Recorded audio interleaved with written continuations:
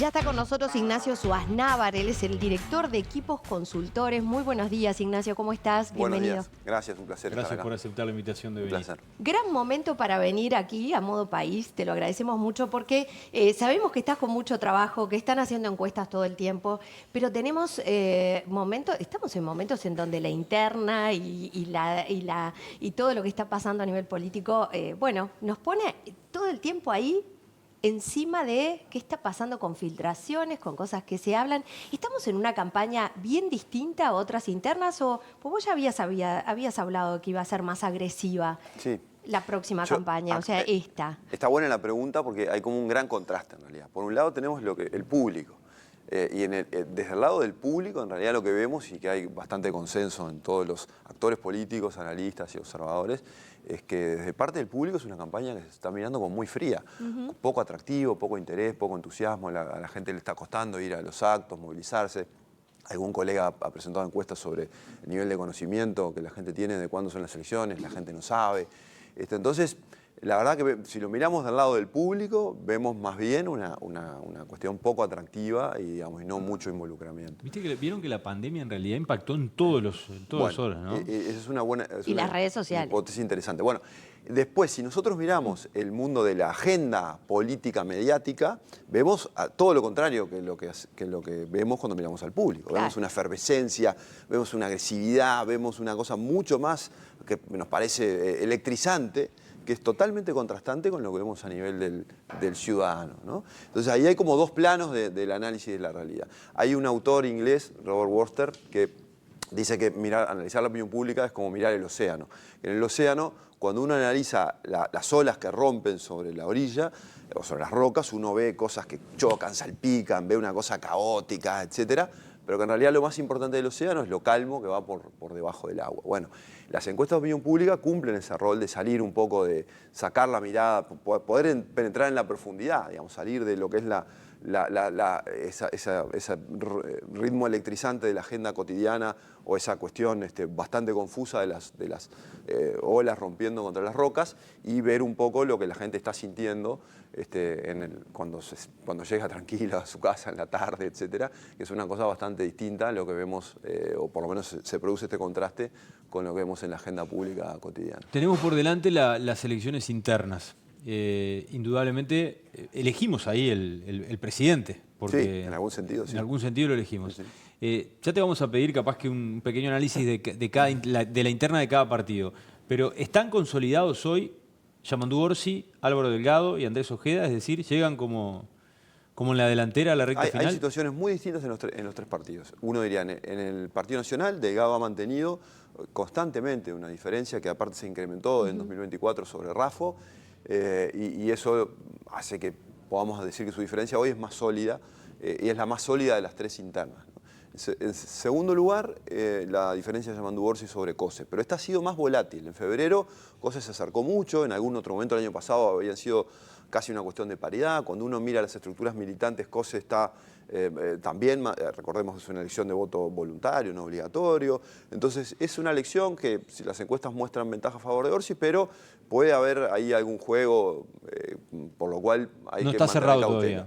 Nada, está cerrado a esta altura, falta. En tiempos políticos falta mucho, ¿no? Nosotros tenemos una última encuesta en marcha ahora estos días, vamos a publicar la semana próxima, y ahí veremos qué nos da la última instantánea. Y en el Partido Colorado la cuestión es bastante más confusa todavía. Es cierto que Ojeda está una cabecita arriba, pero en un escenario mucho más fragmentado, de mucho más incertidumbre, donde las estructuras, uno tiene que tener lo que llamamos imagen de marca y después tiene que tener el canal de distribución del producto. El canal de distribución es el dirigente local, territorial, que te lleva a la gente a votar, que ese día llama, que te pone un auto, que te sobra la lista. Bueno, entonces lo que vamos a ver en el día de la interna es una combinación entre lo que miden las encuestas, que es imagen de marca, y el peso de las dirigencias territoriales, ¿no? Eso hace que la foto que saca la encuesta, que solo mide imagen de marca, no necesariamente va a ser perfecta porque eso está intermediada por ese peso de la realidad cotidiana, en las cuales aquellos sectores y candidatos que tengan estructuras más fuertes van a compensar eventualmente o pueden compensar algunas debilidades en términos de imagen de marca. Me quedé pensando en esto que decías de lo que sucede, este océano, lo que está pasando en el público versus lo que vemos en los medios. Y me pregunto, los distintos partidos políticos, los candidatos, sus asesores en comunicación, ¿no se está dando en el clavo con lo que la gente está necesitando para poder sentirse involucrada o simplemente pasamos a tu forma de ver? Sabemos que bueno, las verdades totales no existen en esto, pero pasamos de una forma distinta de participación política, mucho más observadora desde la pantalla de nuestro celular, como mucho de la tele, y vamos hacia eso. ¿No se Sí. está logrando Mirá, o cambió? Yo creo que hay varios elementos ahí que se conjugan, pero yo creo que hay uno que está en el fondo, que esta es una elección en la cual hay una especie, en el electorado del medio uruguayo, no el que está radicalizado o que pertenece claramente a alguno de los dos bloques políticos, sino el que está en el medio, hoy no siente que el Uruguay tenga enfrente alternativas que considere demasiado peligrosas o que le generen temor, ¿no? No hay una sensación de riesgo en esta elección para el electorado del medio. Ese electorado del medio siente hoy que si hay una continuidad del oficialismo, el país va a andar más o menos bien, nada espectacular, pero va a andar más o menos bien, y también siente que si hay un retorno del Frente Amplio al gobierno, el país también va a andar más o menos bien. No hay un miedo a que vuelva el Frente Amplio y tampoco hay un miedo a que continúe el oficialismo. Entonces, es una elección sin miedo. Y por eso la gente dice, bueno, pero todavía falta, ¿por qué esto se vota más adelante? No, la gente se va a enganchar cuando considere que necesite engancharse y en una cuestión que no le genera demasiado temor. Eso es distinto a lo que ocurría incluso en 2019. En 2019 la gente estaba muy insatisfecha con la marcha de las cosas, estaba enojada con el gobierno, con la economía, con la seguridad, quería cambiar, pero cuando miraba hacia la oposición no le daba ninguna garantía. La calle Pou tenía niveles de rechazo muy altos, después surge Manini Ríos, que generó un montón de dudas también, el funcionamiento con Talvi, esa coalición que era una cosa que la gente miraba y decía, esto no me gusta, si No quiero llega, cambiar. no llegan, decían. No llegan, Se rompe antes. Pero es que a veces nos olvidamos, esos 5 candidatos de la coalición solo pudieron sacarse una foto juntos alrededor del 20 de noviembre. Después de la primera vuelta, una foto en un estrado en el Molino de Pérez donde se subía Manini Ríos por un lado, parecía que se bajaba Talvi y Mieres por el otro. Es decir, esa coalición generaba muchas dudas antes de arrancar. Era lógico, porque efectivamente no había un efecto societatis muy claro. Entonces, en 2019 la gente estaba más tensa, porque decía, no quiero que siga lo que está, pero la verdad que lo que está por venir no me convence. Bueno, eso no está hoy. Hoy hay cierto convencimiento con lo que está, bemoles, pero digamos, hay cierta tranquilidad y tampoco hay ningún temor, porque la gente, más allá de que el último gobierno del Frente, el segundo gobierno de Vázquez, fue mal evaluado, la gente se quedó con un buen recuerdo de lo que fueron los 15 años de gobierno Frente Amplista en el balance. Entonces, Aquello no hay temor. que no se da un sentido de urgencia, que es lo que al fin y al cabo genera, ¿no? La gestión del cambio tiene mucho de esto de que haya una urgencia, haya una sensación de que algo está en peligro. Eso no está. Y después yo creo que este contraste entre la agenda política tan intensa, tan punzante, tan agresiva, claro que sigue siendo un oasis en términos internacionales. Lo comparás lo que pasa en Uruguay con lo que pasa en cualquier otro lado del mundo y esto sigue siendo un paraíso. Pero para nuestro propio paladar se están dando dinámicas que son más agresivas y yo creo que eso ha generado como cierta saturación adicional del público, ¿no? Donde decimos, cierta saturación, ya como un cierto filtro, cierta saturación donde ya no soy capaz de recibir más información o de comprenderla o de codificarla. Y entonces hace como que esos mundos, vos decías hoy, se aíslen cada vez más.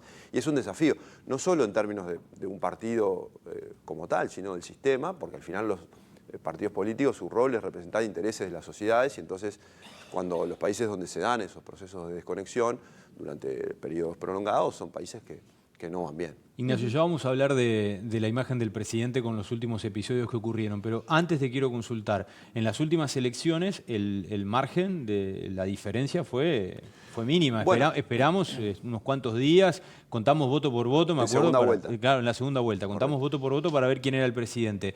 Ahora, ¿esta va a ser igual? No sabemos todavía. No se sabe. No sabemos porque acordate que en la primera vuelta, en 2019, una diferencia muy grande a favor de la coalición sobre el Frente y después en segunda vuelta se empareja. Que yo creo que esto es producto de lo que recién les contaba. En primera vuelta la gente dijo, no quiero votar al Frente, voto otra cosa. Después en segunda vuelta vinieron esos temores respecto a la coalición y entonces la cuestión se emparejó. Pero tuvimos un contraste muy grande, de 15 puntos con un mes de diferencia, no en una encuesta, sino en votos efectivos. Entonces eso nos muestra que hay cierta volatilidad. Entonces yo creo que están abiertos escenarios donde podemos eventualmente llegar a una elección pareja, o podemos llegar a una elección un poco más abierta también, ¿no? Todavía es prematuro como para poder saber. Hoy es incierta, lo que no quiere decir que va a ser pareja. Bien. Ujú, exacto. Hoy uno de los temas que está arriba de la mesa es estas filtraciones de las conversaciones de Astesiano, el mensaje que le enviaba al presidente, la respuesta del presidente. Primero que nada, y antes de ver esto de cómo impacta, que decía recién Miguel, ¿cómo ves vos este tipo de situaciones que se están dando, estas filtraciones, este tipo de diálogo? ¿Cuánto afecta a un lado y al otro, al que critica y de alguna forma podría ser parte de esa filtración o no? ¿Cómo está en ese escenario cada uno de los partidos y las elecciones? Y bueno, mira, si nosotros nos guiamos por el pasado, porque bueno, al final las encuestas de opinión pública siempre son fotos del pasado y no tenemos la bola de cristal para saber qué va a pasar en el futuro, pero si nosotros miramos en este periodo, en la cantidad de episodios que ha habido, digamos, de escándalos políticos, algunos a partir de filtraciones y otros no, hay solo un evento que logró mover la evaluación de gestión presidencial de manera sustantiva y la intención de voto de manera sustantiva, que son los episodios vinculados al caso Astesiano entre septiembre y diciembre del 2022. Ese fue el trimestre en el cual efectivamente las mediciones de opinión pública se movieron. El Frente Amplio, que venía a un nivel de intención de voto de 35 o 36%, pasa a por encima de 40% y después se ha mantenido estable. Pero ese trimestre fue un trimestre de cambio. Y a nivel de evaluación de la gestión del presidente hubo un efecto más efímero, pero en diciembre del 22 es el punto más bajo de la evaluación de gestión presidencial, con donde la calle Pou termina con 39 de aprobación y 38 de desaprobación, es decir, casi saldo cero, ¿no? Casi balance. Ya en febrero del 23 la calle Pou había recuperado y se ha mantenido, digamos, estable hasta ahora. Después hubo un efecto mucho más chico de lo que llamamos el episodio Marcet, o el episodio que en realidad el episodio Marcet es bastante más largo en el tiempo, pero bueno, a partir de la filtración de los audios de la ex subsecretaria de Cancillería, Carolina H., en Fiscalía, se genera un conjunto de situaciones que derivan en la renuncia del Ministro del Interior, Viceministro del Interior, Canciller y otros jerarcas de gobierno, etc. Bueno, en ese momento también hubo una pequeña caída en la evaluación de gestión presidencial, pero también muy efímera. Entonces, después todo el resto de las situaciones, los episodios que se han dado, incluso, por ejemplo, el caso Penades, no, si uno mira la serie de evaluación del presidente y de intención de voto, reitero, hay mucho más estabilidad que cambio. Por eso reitero, cuando miramos la agenda mediática política pública, es decir, lo que es la comunicación emitida, la oferta de comunicación, vemos una rompiente de olas y espumas y cosas que saltan y chocan. Y cuando miramos la intención de voto medida por encuestas, en realidad vemos una cosa mucho más estable, mucho más parecida a lo que es históricamente el Uruguay, donde hemos tenido cambios marginales.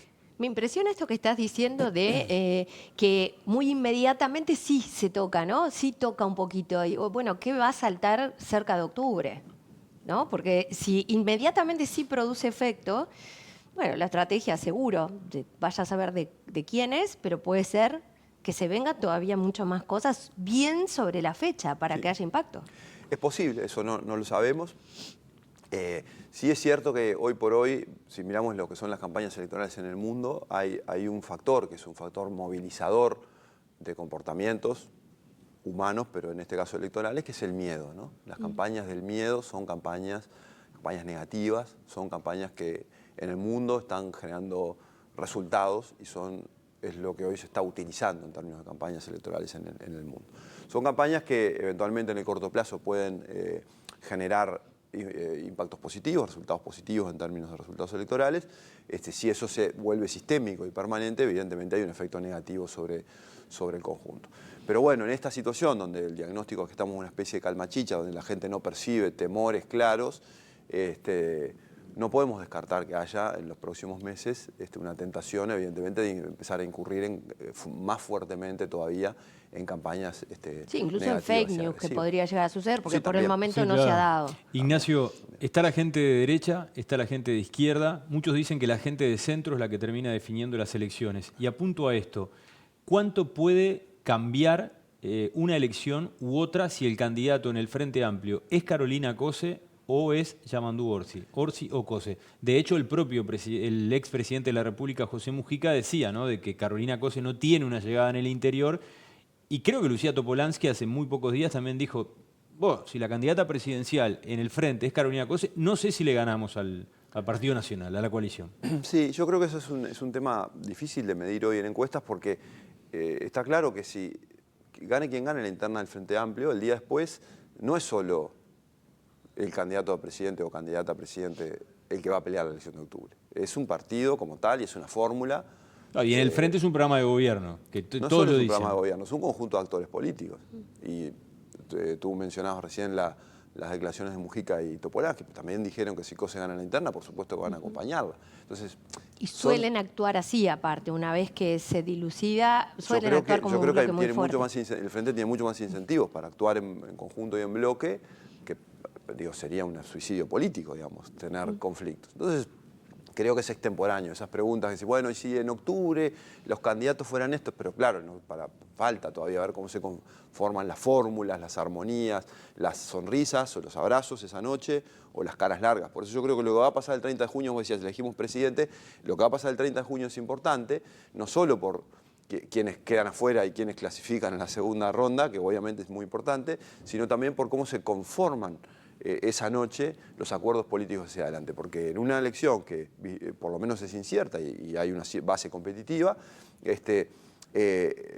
todos los partidos y los bloques necesitan a todos sus jugadores jugando en cancha contentos y entusiasmados. Entonces esa noche va a haber a perdedores que habrá que ver cómo se les saca una sonrisa y cómo se los involucra para que acompañen hasta el final del partido. Bien cortito porque ya nos vamos, pero porque tenemos a Virna ya esperándonos en el móvil. Pero estoy pensando, si bien hoy está clarísimo el Partido Nacional, es muy difícil que algo cambie.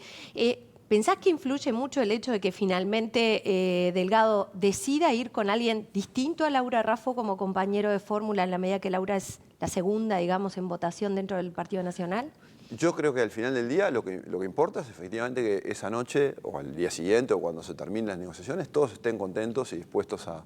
Eso es lo que tienen que lograr todos los partidos. Tienen que lograr mostrar eso. El Frente Amplio tiene sus desafíos en eso. Ya hay un acuerdo en principio entre los candidatos, pero bueno, los acuerdos pueden ser revisables. En el Partido Nacional puede haber algunas dudas mayores, pero puede haber espacio a negociaciones distintas. Lo importante, reitero, es que todo el mundo luzca contento. Y quizá donde hay más incertidumbres es en el Partido Colorado. ¿Puede afectar una fórmula que no convenza a la hora de las elecciones finales? Porque Sí, claro. la última elección, Martínez no convenció mucho esa fórmula que generó con alguien que no era muy conocida o con tanto respaldo como podían tener otras personas. Sí, por supuesto puede afectar y de hecho hay fórmulas que también hay que tener en cuenta, que la noche de la elección, la noche del acuerdo, lucen muy bien y que después terminan funcionando mal, y otras que esa noche lucen muy mal o en las semanas siguientes lucen muy mal y después terminan funcionando bien. Y me acuerdo de la elección del 2009, donde la fórmula de la calle Herrera, Larrañaga, en el Partido Nacional, esa noche acordaron y todos, etcétera, y después fue una fórmula que no funcionó bien. Y la fórmula José Mujica, Danilo Astori, que fue dificilísimo de acordar, no sé, también otra foto que no se querían sacar, hay una foto con Gargano en el medio, perdón, con Brovetto en el medio, que sí, los dos mirando cada uno para su lado, y sin embargo esa fórmula terminó funcionando muy bien y terminó ganando la elección. Sí. Entonces, por supuesto que es importante no solo la foto del 30, sino también cómo sigan y cómo transiten la fórmula hacia adelante. Y no solo la fórmula, porque me voy más atrás en el tiempo, en el 2004, ¿quién fue el candidato a vicepresidente con Tabaré Vázquez? Fue Nino Noboa. Pero el actor decisivo de esa campaña no estaba en la fórmula, que fue Danilo Astori, promitente ministro de Economía. Entonces, los jugadores que pueden terminar influyendo en el voto no necesariamente son solo los de la fórmula. Por eso digo, este tema de las armonías y de los lugares, alguien puede quedar fuera de la fórmula, pero eventualmente seducir tener un desde papel, otro lugar. un rol importante desde otro lugar. Ignacio, la última. ¿Qué le queda a equipos consultores? ¿Qué se viene ahora en la recta final? No, pero ¿qué van a hacer una intención de voto? Sí, vamos a tener encuestas, por supuesto, ahora. De acá a la interna, una más. Después, por supuesto, de acá a la elección general, muchas más. Estaremos atentos. Un placer conversar contigo y seguramente te invitamos en algún otro momento para seguir la charla. Con mucho gusto. Muchas gracias.